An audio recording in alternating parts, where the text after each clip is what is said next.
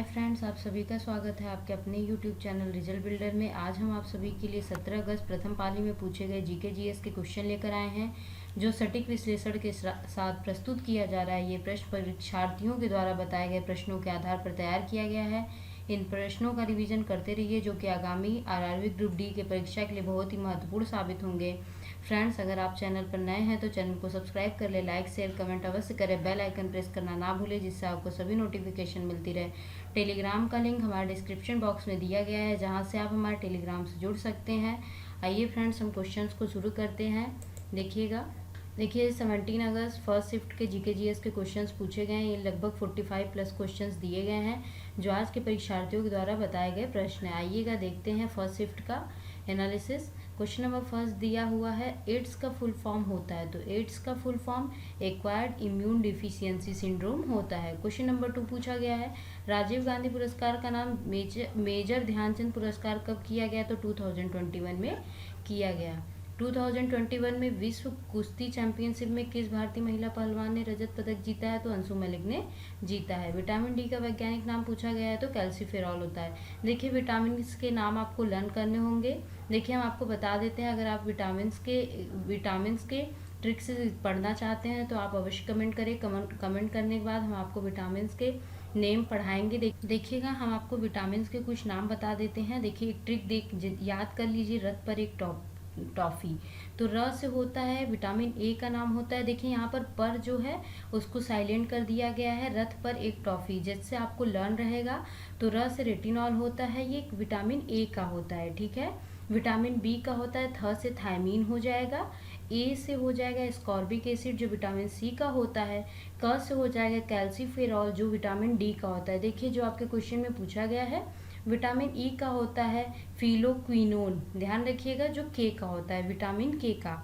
और टॉफी टॉ से होता है टोकोफेरॉल, ई का होता है, विटामिन ई का। तो ध्यान रखिएगा, ये आपके आगामी परीक्षाओं में पूछे जा सकते हैं।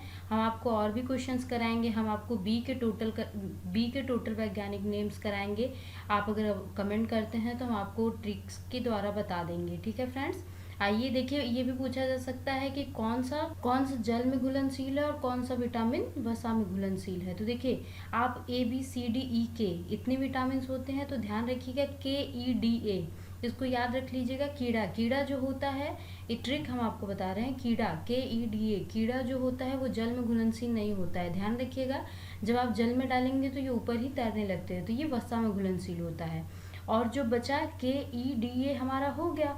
अब ध्यान रखिएगा बी और सी जो होता है ये जल में घुलनशील होता है, आपको याद हो गया। और जो विटामिन की खोज किसने की? तो फंक द्वारा की गई थी, ध्यान रखिएगा। क्वेश्चन नंबर 5 देखिएगा, भारत में कटिबंधीय सदाबहार वन कहाँ पाए जाते हैं? मेघालय में पाए जाते हैं।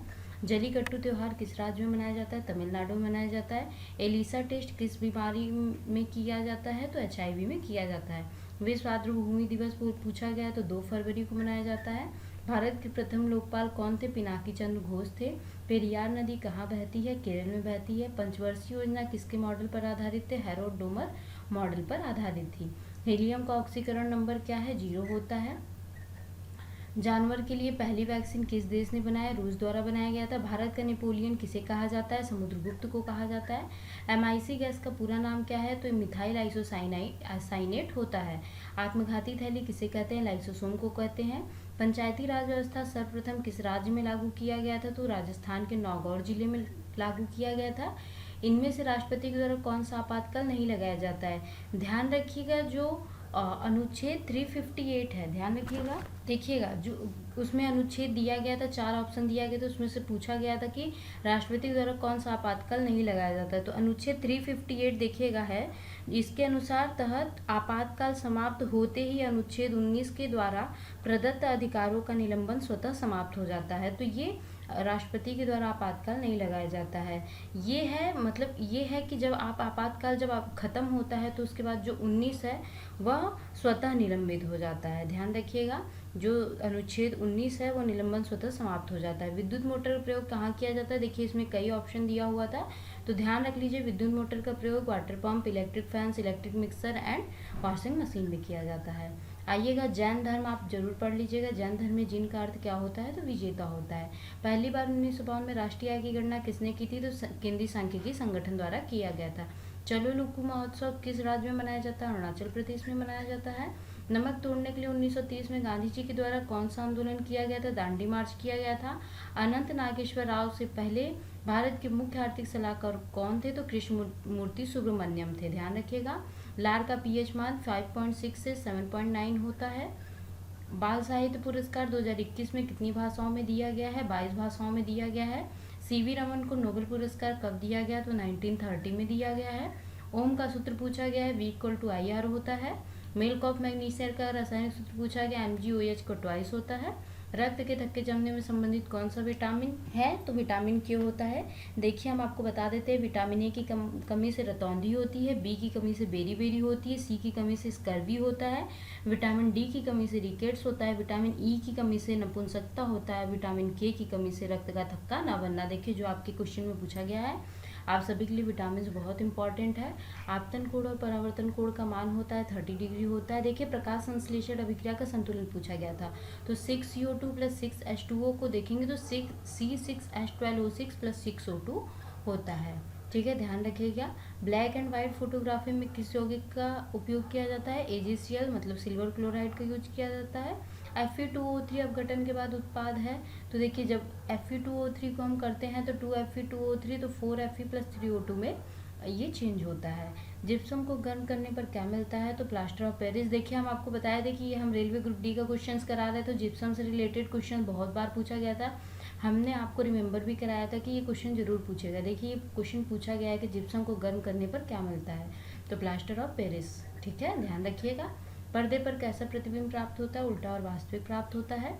परमाणु क्रमांक बढ़ने पर परमाणु त्रिज्या और संयोजी इलेक्ट्रॉन पर क्या प्रभाव पड़ता है?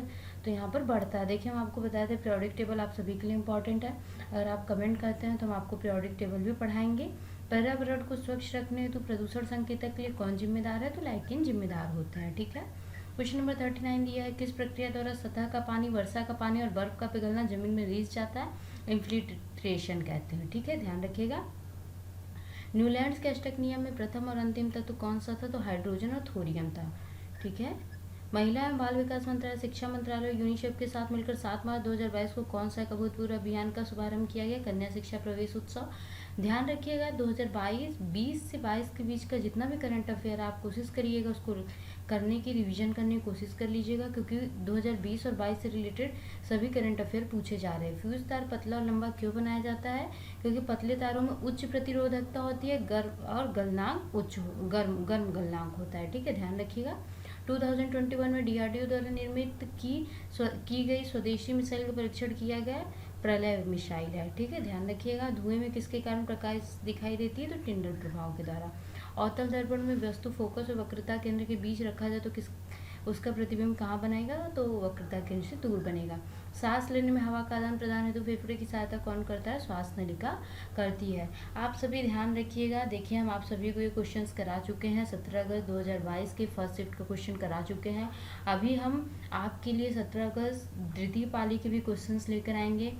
हमने क्वेश्चंस का संश्लेषण किया है। सबसे पहले हमने क्वेश्चन को निकाला है। देखिएगा फ्रेंड्स, हमने आप सभी के लिए शिफ्ट फर्स्ट का जो संश्लेषण करके सारे क्वेश्चंस को निकाला है। अब हम क्या करते हैं, 17 अगस्त 2022 के सेकंड शिफ्ट का भी क्वेश्चंस हम आपको इसी प्रकार प्रोवाइड करेंगे और सटीक विश्लेषण देंगे, ताकि आपको क्लियर हो सके किस टॉपिक से कितने क्वेश्चन, किस टॉपिक से कितने क्वेश्चंस आएंगे।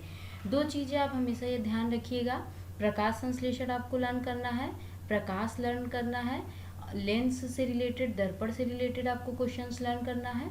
ठीक है, ये सब क्वेश्चंस आपको लर्न करना है विटामिन से, और आप विटामिन हम कोशिश करेंगे कि आपको पढ़ा दे, और आगे जो भी आते रहेंगे क्वेश्चंस हम आपको सटीक विश्लेषण देते रहेंगे।